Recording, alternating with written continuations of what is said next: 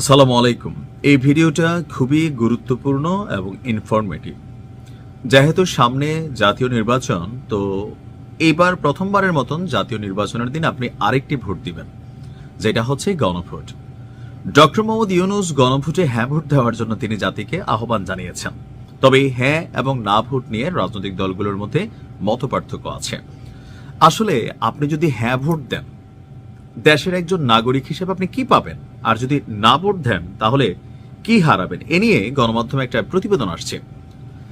দেশের চাবি আপনার হাতে স্লোগান রেখে গণভোট নিয়ে সরকার ব্যাপক জনসচেতনতামূলক প্রচারণা চালাচ্ছে।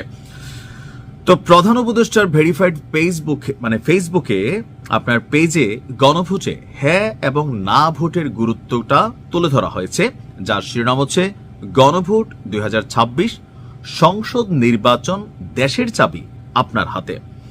এখানে বলা হয়েছে যে কি কি পরিবর্তন আনা যাবে এই গণভোটের মাধ্যমে।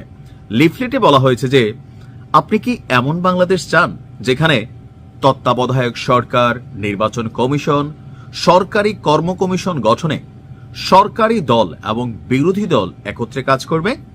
2, সরকারি দল ইচ্ছেমতো সংবিধান সংশোধন করতে পারবে না। নিশ্চয়ই আপনি চান, আমিও চাই। সংবিধানের গুরুত্বপূর্ণ পরিবর্তনের ক্ষেত্রে গণভোটের বিধান চালু থাকবে। এখানে হ্যাঁ ভোটটাই সবাই চাইবে। বিরোধী দল থেকে ডেপুটি স্পিকার এবং গুরুত্বপূর্ণ সংসদীয় কমিটি সমূহের সভাপতি নির্বাচিত হবেন। এটাও গুরুত্বপূর্ণ, হ্যাঁ ভোটের পক্ষেই যাচ্ছে। যতই মেয়াদ হোক, কেউই সর্বোচ্চ 10 বছরের বেশি প্রধানমন্ত্রী থাকতে পারবেন না। আমিও চাই।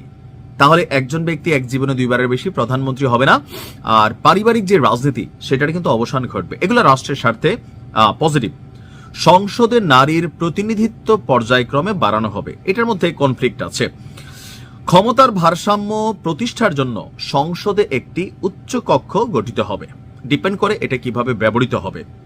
দেশের বিচার ব্যবস্থা স্বাধীনভাবে কাজ করবে। হ্যাঁ হ্যাঁ হ্যাঁ হ্যাঁ 1000টা হ্যাঁ এটার পক্ষে। আপনার মৌলিক অধিকারের সংখ্যা বৃদ্ধি পাবে, যেমন ইন্টারনেট সেবা কখনো বন্ধ করা যাবে না, অবশ্যই হ্যাঁ। তারপরে হচ্ছে দণ্ডনীয় অপরাধীকে রাষ্ট্রপতি ইচ্ছে মতো ক্ষমা করতে পারবেন না, অবশ্যই হ্যাঁ। এটা হয়, এই খেলাটা বন্ধ করতে হবে যে একজন মানুষ মার্ডার করছে, আইন কর্তৃক স্বীকৃত অথবা সে প্রমাণিত হয়েছে। এখন বাংলাদেশে হয় কি, রাজনৈতিক দলগুলো যাদেরকে রাষ্ট্রপতি বানায়, দলীয় একজন নেতাকে, তিনি হয়ে যান আল্লাহর পরে সর্বোচ্চ বিধাতা।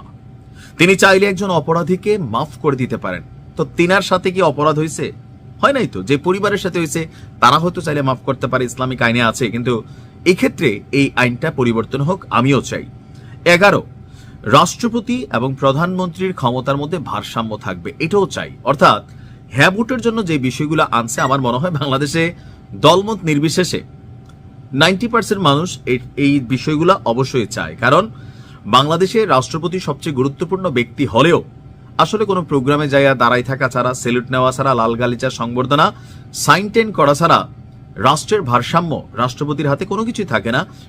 কার্যনির্বাহী অনেক আদেশ হয়তো থাকে, কিন্তু বাস্তবিক পক্ষে গুরুত্ব অথবা অবস্থান এগুলো কিন্তু আমরা দেখি না। আমরা প্রধানমন্ত্রীকে দেখি সর্বোচ্চ ক্ষমতার অধিকারী হিসাবে। তো এখানে এটা ভারসাম্য চাইছে। লিফলেটের শেষে বলা হয়েছে হ্যাঁ ভোট দিলে উপরোক্ত সকল সুবিধা পাবেন, আর না ভোট দিলে এসব কিছুই পাবেন না। মনে রাখবেন, গণতন্ত্র পরিবর্তনের চাবি এবার আপনারই হাতে।